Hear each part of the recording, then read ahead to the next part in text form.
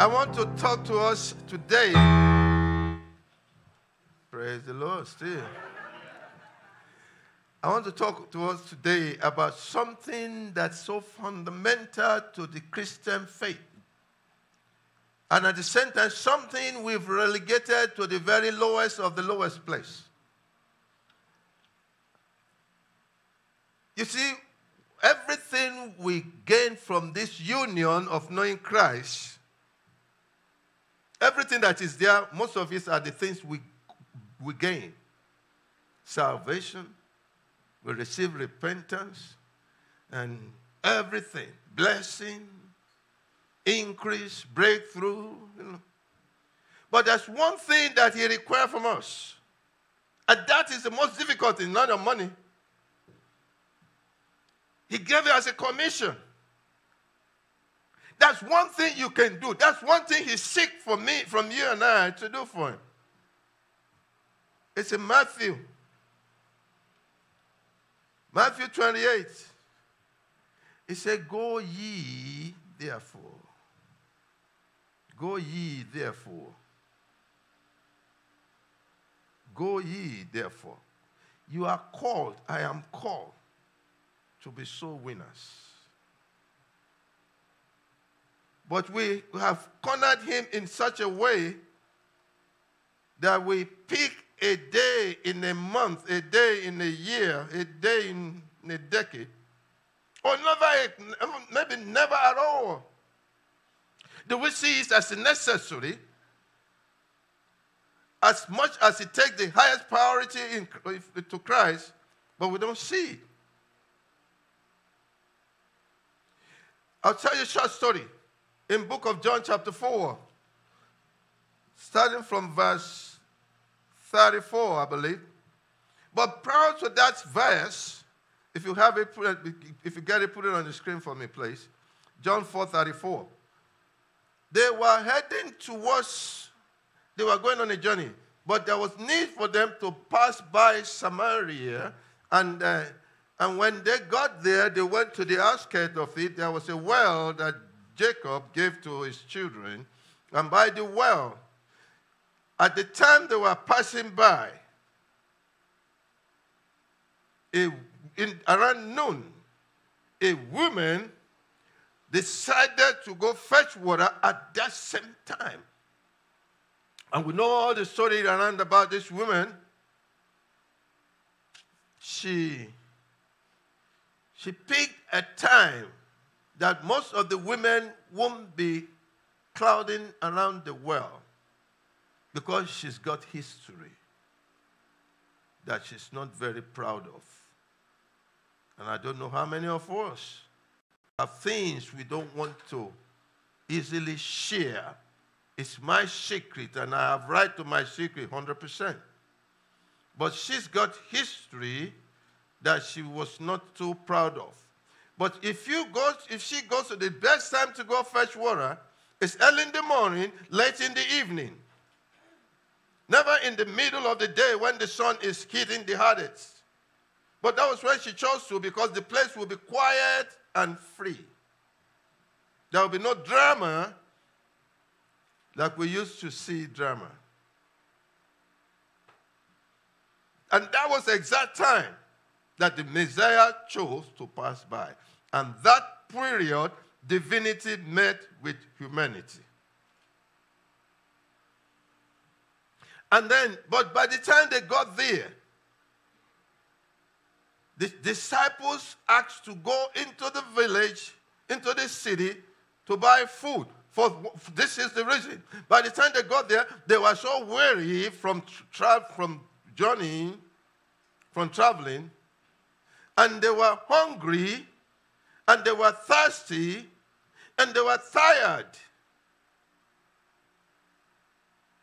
And I released them to go buy food. But between the time they left him to go buy food and the time they got back, something happened.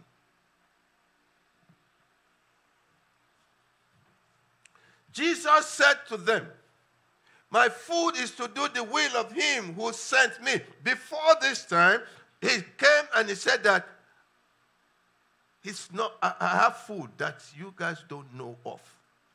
And they were asking each other, did anybody bring in food? Because we knew when we were coming here, we were all tired and hungry and thirsty. Now, did somebody give him food? Then Jesus said to them, my food is to do the will of him who sent me and to finish his work. Give me the next one. Do you not say, there is still 4 months, and then comes the harvest? Is that not what you all say? I love garden works. I won't tell you everything that I do have in my yard as garden. I have 12 fruit-yielding trees in my garden. And that is just the fruits, but I have different other things. I know when to expect fruits. I know when collard green is about to be harvested. Yeah? I have kiwi plants and a couple of different things. So he said, don't you say it is 4 months and then harvest comes. That is you saying naturally from your understanding. He said, but I tell you right now, look at the field. They are white, ready for harvest. Now, when you plant corn and when you see a whole of corn springing up, you say, this one, if you come 4 months, there should be corn to pluck. But it's saying that this spring, this thing that you see springing, by your own arithmetical calculation, it should be ready in 4 months. It's already ready. So there's a difference between the physical and the spiritual. Amen. The physical takes 4 months. The spiritual, the moment you shoot it out, harvest is just right there. What am I saying? Let me look through some of the commentary. Say not ye, there are 4 months. The emphasis here should be laid upon ye. It follows immediately out of the contrast between the natural and spiritual food. Every outer fact is the sign of an inner truth. Every outer fact is a sign of an inward truth. They hear as the women, move quickly, speak in the language of the outer fact. They are speaking in the language of the outer fact. That this is 4 months. Subject to proper handling, you will reap corn. But the moment your corn, the seed goes into the ground, harvest is already there. Let me say the way it works. The woman becomes the first fruit of a bumper harvest. But when they met her at the well, she was just yet a seed that's about to go into the ground. And the period of time that Jesus had a dialogue with her and she received, how much time did it take her before the men of the village started to troop out? How much? How much time? It took her time to run down and say, come see a man. Harvest is already there. The moment the seed of that woman went into the ground. Have I missed anybody? Are you? Let this be part of the Bible studies for next week so that people can ask questions. The moment Jesus met her, you know the dialogue. The Jew don't talk to Gentile. The Jew don't talk to the Samaritan. A male rabbi don't talk to a female outside. All those hindrances and roadblocks and wall that has been built came crushing down because there is something. He sees a seed that is worthy to put to the ground. And the moment he put the seed in the ground and the woman received the gospel of Christ, harvest started. Right. You get it? Now, are you saying for the corn it will take 4 months to harvest? The field is ready. Before you know it, men were trooping down. Come see a man that has told me everything that ever happened to me. Could this be the, hey, she saw Jesus before Jesus. He said, when the Messiah comes, he will tell us all the things we need. He said, the one that is talking to you is he. Now, how was he fooled? My desire is to do the will of God.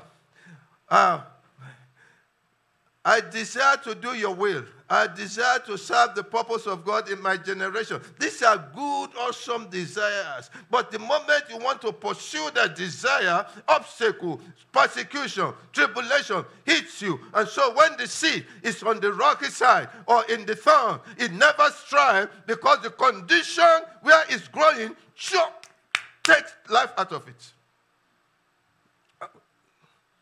Sorry, it's just flowing. This is not in my book now. I'm just.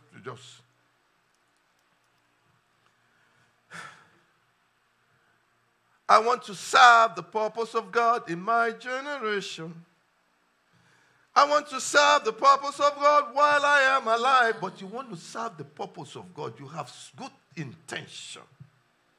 But by the time they poke you, by the time they try to shut you down, like the blind Bartholomew, if you do not resist the struggle to shoot yourself, to shut you down, if you keep quiet and you flow by the dictates of the world, you will not break through.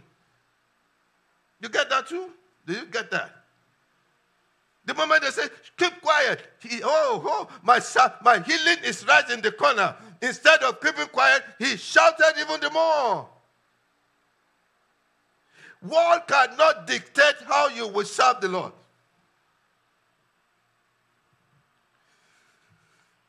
So,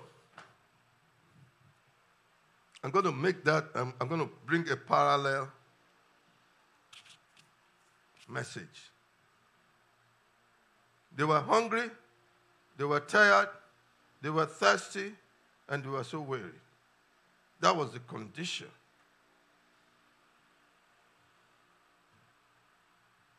If you go to the book of Kings,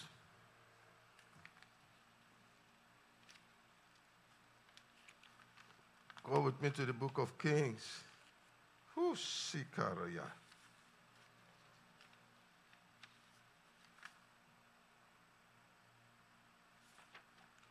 I want to go to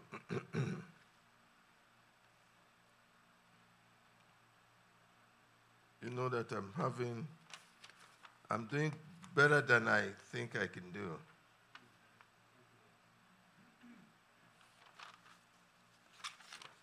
All right. 2 Kings chapter 7 from verse 8. I'm skipping some of the things I put in the book. 2 Kings chapter 7 verse 8.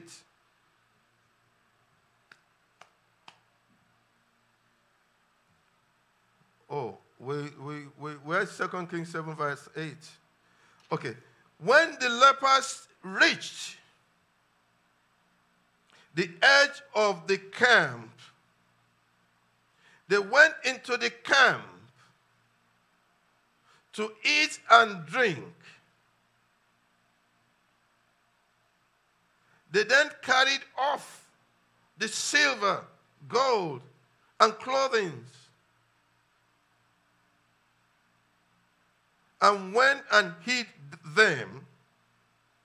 On returning, they entered another tent, carried off some items from there, and hid them.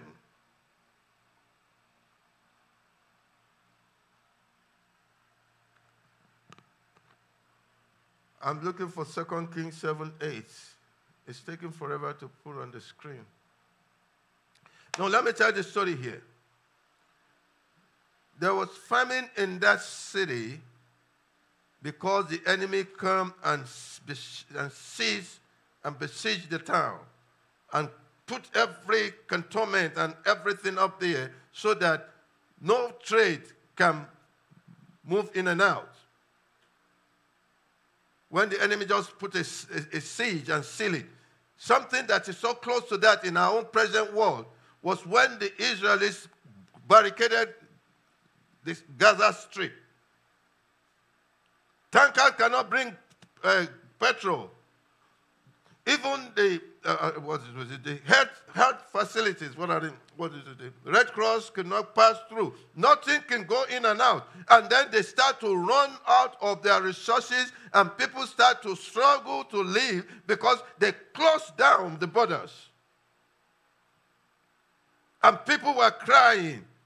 Let the humanitarian service be able to go through. They were talking different things because when they seal the gate, it's nothing. If it lasts long enough, people in there will die. And they were talking about the hospital is running out of power to generate electricity and all that. And that was the situation in Samaria. The enemy came, besieged the city, and sealed everything. No in and out. And people start to struggle to eat. Famine start to reign so much that women gather together and come into agreement. Let's boil our son, my son, and so we can eat today. Then tomorrow we boil your son so we can eat. That is how bad. And when the bird drops, the droppings of the bird, they saw that it's proteinous, so they start to buy the poop of birds. That was how bad. But a man of God gave a word from God. By this time tomorrow, there will be abundance at the gates. My paraphrase. And 4 lepers started to contemplate about how to move. Should we go into the city? If we go into the city, there is famine, is hitting so hard, we're going to die. First choice is death. Do we stay where we are? Without any hope or anything, death is the second choice, is death. Should we go to this gate to meet those oppressors that came to besiege our town? Well, death or life, 50-50. So which one you want to do? The first choice is death, straight away. It's only time. The second one is death. If you just stay here for nothing. If you go face the people, really, the enemies of your city,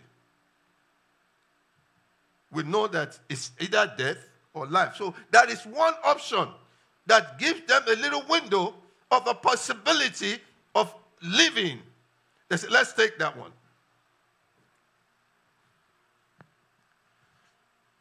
I don't want to tell you all this, the whole process. How the footstep of one sounds like 1,000 to the other enemy. So. But they got there. The tent was rich, well set, but empty. The oppressors fled. And they went in there. They took food. They took garments. They took beds of wine. Because those days, people walk on their head. They had no... I try to understand why people used to do what they did. When they are going to war, they pack all their gold. They pack all their garments, the big, expensive ones. They take everything they have. They take it to the war and they put it down. Is that not... So all the warriors, their horse is saddled with golds and silver and money and everything and wine. They put everything down there. But when they get defeated, they already took all their treasure to the war. And So these lepers went into the tent. They entered the first tent. Expensive wine. Food. What are the kind of food that you eat? Expensive food. I mean, the 5-star restaurant kind of. They took all those food and they went and hid it in the ground. And no, they were coming from a place where people were killing each other to eat, though. And then they went to another tent. They took it. Hey! They hid it. They ate to full. They hid the rest. And now something hit them. And I'll read it here in verse. You have it for me now. All right. Then they came back and entered another tent. Give me the next verse. Then they said to one another, after they've already looted two tents, then they said to one another, we are not doing right. This day is a day of good news and we remain silent. Let me unplug from there and go back to, when do you reach out for Christ? Under what condition do you evangelize? When is the appropriate time to share the love of Christ to your neighbor? What should be your state of mind before you talk to somebody about what is it about talking about Jesus? Do you have a testimony? Has he done anything for you? Remember, he said that, you are looking at how they will see or perceive you. Remember, he said, you do not want to lose your faith. You do not want to lose friendship and support. That people receive you so high, you are so highly placed. You don't want to lose the fame. We're in a country right now where they were telling me that by way of law now, they have mandated all the movie industry to incorporate something that is called equal. What is it? Equal.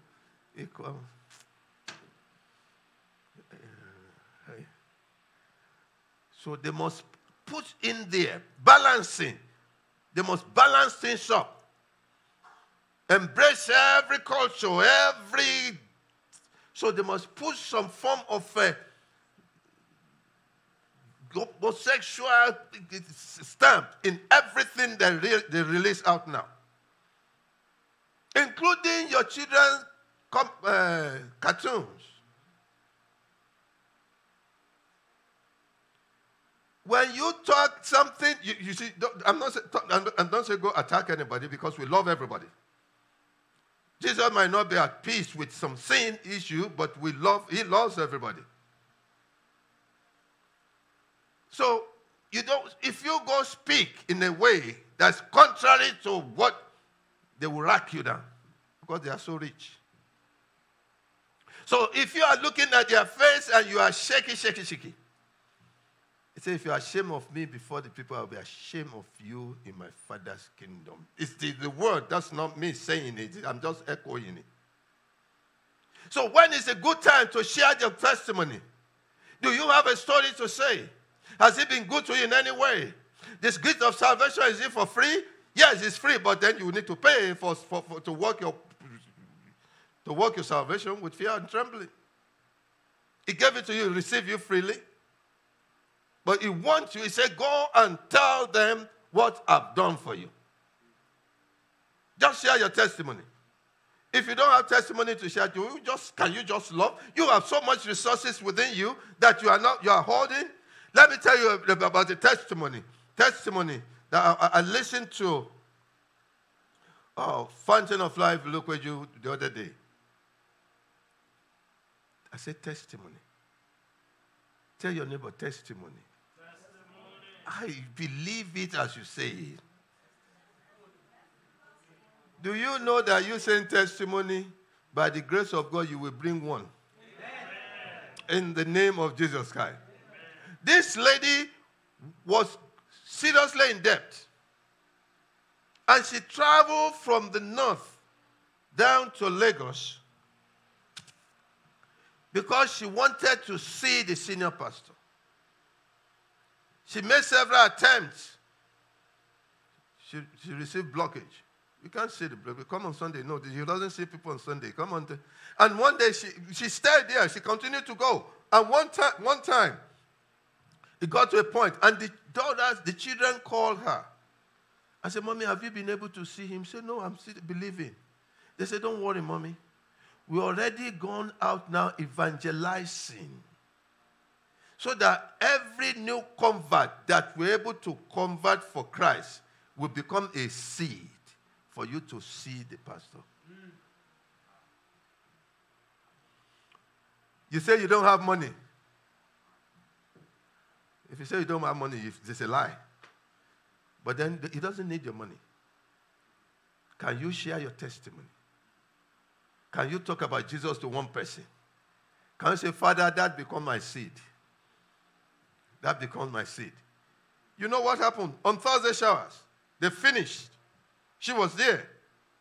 And then, before she knew it, the senior pastor already got into the car. He was heading out. Holy Spirit said, turn back. He said to the entourage, he said, turn back.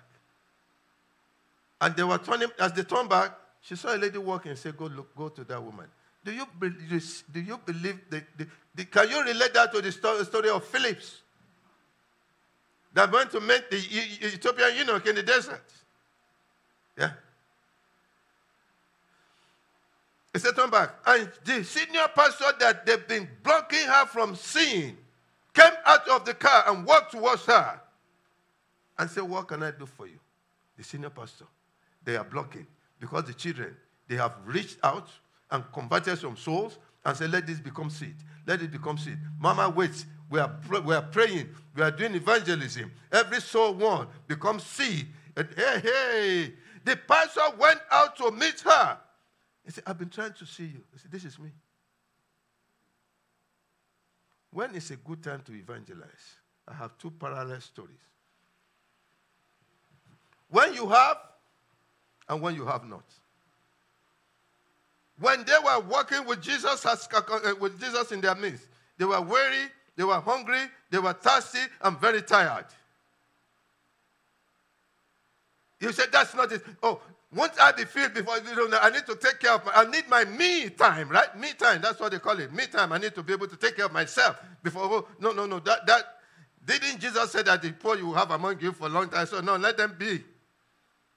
When they were weak, hungry, tired, they went to the village to buy. That was the condition, natural condition that Jesus was. And he ministered to a woman. When he was tired, hungry, weary, he ministered to her. And that becomes the seed. And when the men started to troop out from, and when the disciples came and they said, oh, there is food. Yes. He was talking to a woman. Why would he be talking to a woman? Because there were set limitations to who I can reach out to who I shouldn't talk to. If you see a lesbian, go talk to her. If you see a gay man, talk to him. Don't get into foolish argument. Just show the love of Christ.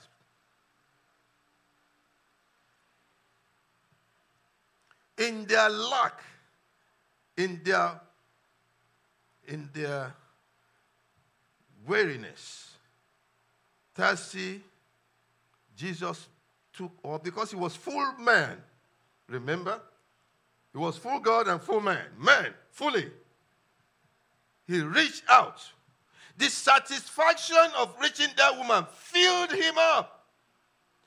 Normally when I'm so excited, I don't feel like eating.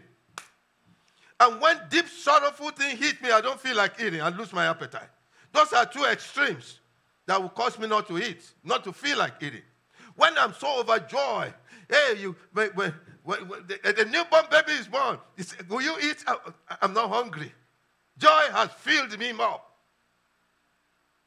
But when you are greatly in distress, they'll be begging you to eat, but you have no appetite. Two extreme situations. In this case, the joy of fulfilling the joy of fulfilling the will of God filled him up. I said, I have meat that you don't know of. My meat is to do the will of my Father and to finish it. And the rest, the other condition, the lepers, they ate. They took excess. They went back. They took excess. They said, in our place of abundance, and we forget to reach out, we are doing danger to ourselves. So between having overflow and having nothing, your body is tired. You are drowned. You are drained. No fluid in your system. You remember to still do the thing of God. From having overflow to having nothing, and everywhere in between, it means there's no time that you will say, I cannot touch somebody. Is it convenient? The pathway to salvation is not convenient. You're looking for convenience? You will never do the will of God if you're looking for convenience. It's not convenient for me. Who's giving you the strength to walk around? To be able to articulate how to put your combination close down and say, hey, you're not putting green on yellow. You know to brush your teeth. You know to wake up. You know to combine your socks. And it's not convenient for me. Oh, my God. I was talking to somebody that came on Friday to volunteer. And I said to the person, I'm not sure whether it's Sister Blessing or something.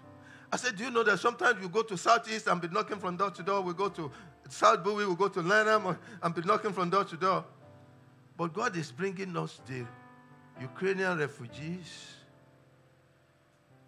the Caucasians, the Black, the Latino, the African, all of these nations gathered together one Friday per month. And oh, my job. Who gives you that job, man? You see, be thankful I am not God. I will let your job hang for 2 months, just 2 months. But while it hangs, you will not miss your mortgage. Supernaturally, it will be providing for you, but it will. I would love to do that. Because people give excuses. And excuses, by my definition, is nothing but your justification of failure. Excuse is that I can't do it. Then you give reason. If you're looking for excuse from now to the kingdom come, you always have a reason why you cannot do what you cannot do. But the Lord that established you and I say, I can do all things through Christ that strengthens me. But you continue to give us every reason. I can't is why you give excuse. Excuse means I can't. You need to pray hard and say, Lord, forgive me. Worship team, come on. I have lived you too much in my heart. Oh, Lord, forgive me. And I have believed in that. You were unable to help me, but now, oh Lord, I see my wrong. I see my wrong. Heal my heart and show yourself strong. And with my eyes and with my song, oh Lord, be magnified. Oh Lord, be magnified. Be magnified. Be magnified.